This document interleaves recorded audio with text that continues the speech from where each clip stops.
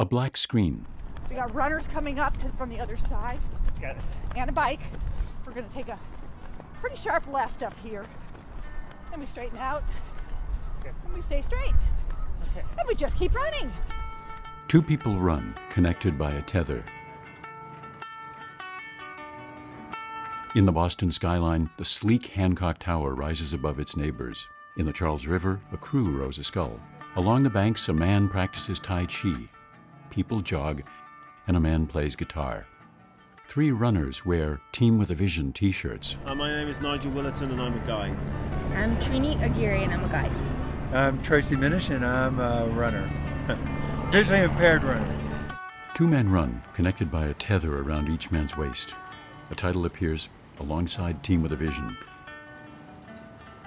Team with a Vision founder Sydney Feldman. Team with a Vision has brought an enormous awareness of the capabilities of those with vision loss. Massachusetts Association for the Blind and Visually Impaired CEO Barbara Salisbury. It raises valuable money that supports the Massachusetts Association for the Blind. In 1993, it really started then. There was a gentleman by the name of Ed Powell. He was a volunteer at MAB, and he ran as a bandit in 1993 just to raise money for MAB. And the following year, a woman by the name of Pam Fernandez decided to formalize a Team with a Vision. News footage. We're promoting a message that I think is going to be a really important message for the public, which is that disabled athletes are capable of competing on the same level as any other athlete.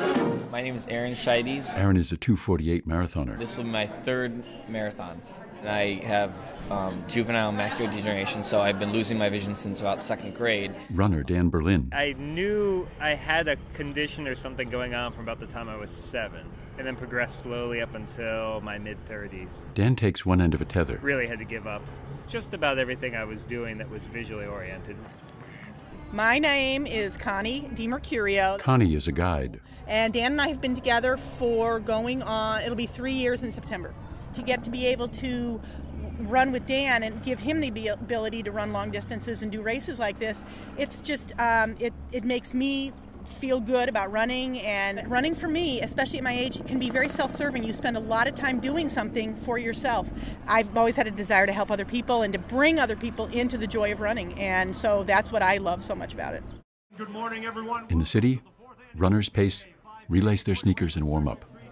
The blindfold challenge is people with sight are going to blindfold themselves and have guides along with them. Thousands of runners take off. To build awareness about being visually impaired. The BAA is excited to host, that this year, and it'll be a learning experience for, I think, everyone. BAA Disability Coordinator Dave Estrada. Among the runners, pairs in blindfold challenge t-shirts run tethered.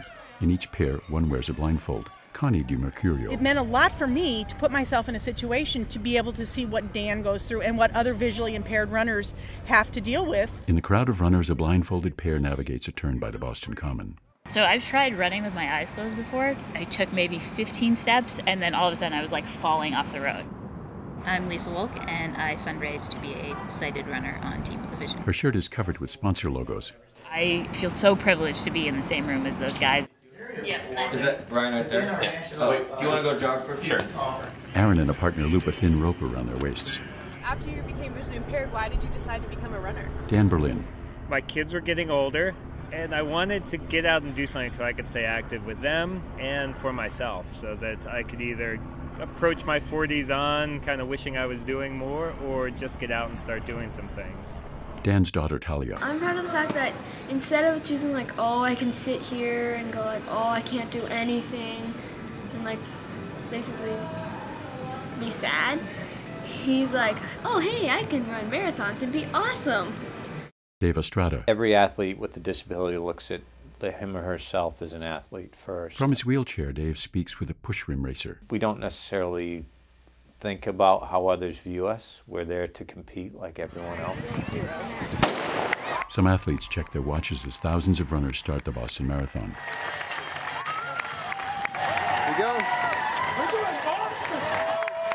Aaron Scheides. I actually always wanted to be a professional soccer player when I had full vision, and once you can't see the ball very well, it's hard to play soccer. Aaron and his guide run on a hilly street alongside trolley tracks. Running and swimming became my outlet. A street sign, no stopping.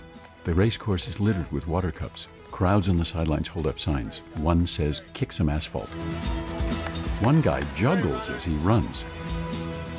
A spectator's dog pants as it watches the race. A guy stops to stretch a muscle. A woman reaches over a barrier to high-five runners. Thank you. Good job, guys. Dan Berlin. For me to be on Team with a Vision, it's amazing for me to be here with other runners that are going through the same thing that I go through. Aaron Scheides. It's a great organization, but a great tool for a lot of vision impaired athletes or individuals, because it's hard to find groups or know that there's these opportunities out there. Tracy Minish. Having somebody that can tell you what you're going along, just making my dreams become possible so I could keep running. My name is Joyce Breda. Joyce Breda is a receptionist at Mass Association for the Blind and Visually Impaired. I benefit from the efforts of the runners because the money they raise goes to the programs of Mass Association for the Blind and Visually Impaired, particularly the volunteer program. My name is Eleanor Leach. I have been a member of the MAB support group for about 16 years. I have gotten a great deal out of MAB, and we need you, we really do, in order to keep helping people like us with macular degeneration. Lisa Wolk. That's another thing that I love about running for a Team with a Vision is that, you know, I can see the effect of that, and I can see the community that my efforts are going to help. I'm awed by them, I really am. They are providing money for a program that I use, but they don't even use the program, and I think that is something very, very special. Tracy Minish and his guides cross the Boston Marathon finish line. But you want to feel like you can run without worrying, and that's what they give me, that confidence.